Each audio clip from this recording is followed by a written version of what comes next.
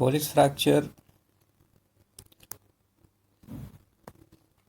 जैसे कि डेफिनेशन से ही क्लियर है कि this was first discovered by Abraham कोलिस।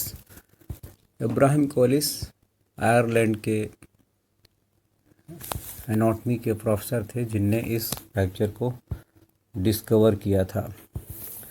जैसे कि डेफिनेशन यदि हम देखें कोलिस फ्रैक्चर की, so it is a fracture of lower end of upper end of radius, और we can say if the radius become fractured within 1 inch of the wrist joint with or without involvement of ulna, that is called Colles fracture. तो Colles fracture radial bone का fracture है जो wrist joint से 1 inch नीचे और 2.5 centimetre below, कुछ books में लिखा होगा। यदि रेडियस टूटती है, अल्ना का इन्वॉल्वमेंट भी हो सकता है या नहीं भी हो सकता है, उस फ्रैक्चर को हम कोलिस फ्रैक्चर बोलते हैं। तो कोलिस फ्रैक्चर का यदि हम इटियोलॉजी देखें तो this fracture occurring due to the injury if a person fall with out stretched hand, यदि वो पर्सन खुले हुए हाथ से गिरता है तो ऐसे केसेस में कोलिस फ्रैक्चर हो सकता है। तो important etiological factor, a person fall with out stretched hand that create Colles fracture. जैसे कि आप फिगर में भी देख रहे हैं कि यदि वो गिर रहा है इस तरीके से तो रेडियस उसका जा सकता है, जो आपने एनाटॉमी में देखा होगा कि रेडियस और रेडियल और styloid, radial styloid process and ulnar styloid process एक दूसरे से दूर होते हैं। फिर आगे देखिए इसमें किस प्रकार का डेवलपमेंट होता है। तो रेडियल इस व्यक्ति की टूट गई है, अल्ना का भी इन्वॉल्वमेंट हो सकता है। तो ये फ्रैक्चर ज़्यादातर हम पैथोलॉजिकली देखें या एनाटॉमिकली देखें तो ये सिंपल फ्रैक्चर होता है। Means there is only one line of fracture with two fragment, overlying skin is intact, that is called simple fracture, जो हम आपको पहले बता चुके हैं। यहाँ पर जो लाइन ऑफ फ्रैक्चर है या तो ट्रांसफ़र हो सकती है या ऑब्लिक हो सकती है।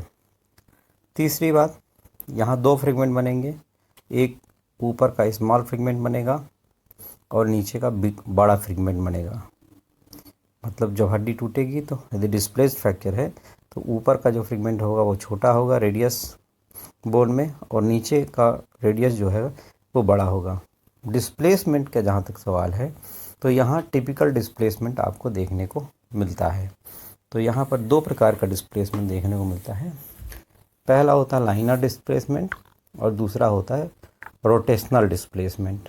तो जब भी रेडियस का आउट स्ट्रेच्ड हैंड से कोई व्यक्ति गिरता है और रेडियस का फ्रैक्चर होता है तो डिस्प्लेसमेंट जो है हमें बिग फ्रेगमेंट का होता है, जो लोअर जो है बिग फ्रेगमेंट है इसका होगा। और वो बिग फ्रेगमेंट चूँकि फोर्स ऑफ डायरेक्शन नीचे से ऊपर की तरफ है, इसलिए उसका डिस्प्लेसमेंट भी ऊपर की तरफ, पीछे की तरफ और साइड वाइज या लेटरली होगा। Means the displacement occur upward, backward and laterally. और यहाँ एक खास बात है कि जो रेडियस का स्टेलॉइड प्रोसेस, जो रेडिया का उभार है, वो अल्ना के उभार के पास, मतलब that become approximately to the ulnar styloid process, वो अल्ना के स्टेलॉइड प्रोसेस के पास चला जाता है। तो हमेशा जब भी इसका हाथ टूटेगा रेडियस के साइड से तो radial styloid process become approximately to the ulnar styloid process, जबकि सामान्य स्थितियों में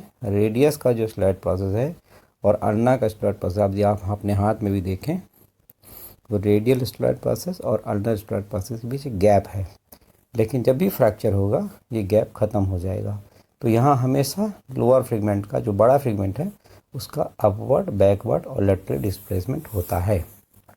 और इसी वजह से यहाँ पर एक डिफॉर्मिटी अपीयर होती है जिसको आप डिनर फॉर्क डिफॉर्मिटी कहते हैं। जो डिनर फॉर्क होती है, खाने का जो कांटा होता है, उस तरीके की कुछ डिफॉर्मिटी इस हाथ में आती है। तो जब भी फ्रैक्चर पढ़ते हैं तो हम देखते हैं कि टाइप ऑफ फ्रैक्चर क्या है, लाइन ऑफ फ्रैक्चर क्या है, कितने फ्रेगमेंट बने, डिस्प्लेसमेंट किस तरीके से हुआ और डिफॉर्मिटी किस तरीके से होगी। तो यहाँ जो भी डिफॉर्मिटी है that is dinner fork deformity. मतलब इसको हम डिफाइन यदि करें तो यहाँ पे इम्पॉर्टेंट चीज़ है कि ब्रॉडनेस ऑफ रिस्ट जॉइंट, चूँकि स्वेलिंग आ गई है तो दिस जॉइंट चौड़ा हो जाएगा, उंगलियां थोड़ा अंदर की तरफ मुड़ जाएंगी और जो हाथ है वो स्लाइटली अबडक्टेड हो जाएगा, मतलब मिड लाइन से बाहर की तरफ जाएगा। The hand is slightly abducted, है ना, वो अल्ना की तरफ हाथ चला जाएगा क्योंकि रेडियस साइड से टूट गया है।